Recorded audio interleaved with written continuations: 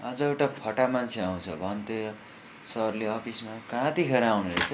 कहाँ गएछ? यतिखेर ठाउँमा आइपुग्नु पर्ने हो त, बेला त भइसक्यो। कता गएछ? नमस्ते सर, सन्चै हुनुहुन्छ? नमस्ते नमस्ते, बस्नुहोस् बस्नुहोस्। धन्यवाद सर। तपाईँ नि हो मिस्टर पाण्डे भन्ने? हजुर हो सर। तपाईँ त ट्यालेन्ट हुनुहुन्छ भन्ने मैले प्रशंसा सुनिरहेको थिएँ। हजुर अलिअलि जानेछु सर, खासै त होइन। तपाईँलाई म केही प्रश्न सोध्छु, त्यसको जवाफ दिनु होला। हस् सर, सोध्नु न, किन नसोध्नु, म आफूले सकेको उत्तर दिन्छु तपाईँलाई। तपाईँको प्रश्न रहेको छ, तपाईँको गर्लफ्रेन्ड किन टाढा गई? तपाईँको गर्लफ्रेन्ड किन टाढा गई?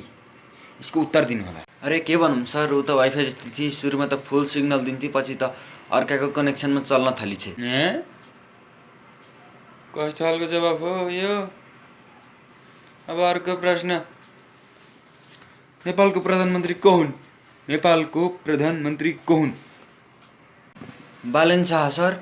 कस्तो बहुला मान्छे हो यार तिमी त। सर म यस्तै छु, फेरि पनि चाहियो भने बोलाउनु होला। त धन्यवाद सर, म गएँ। कहाँबाट आउँछ न यस्ता नम्बर? यस्तो नम्बर त नआएकै बेस।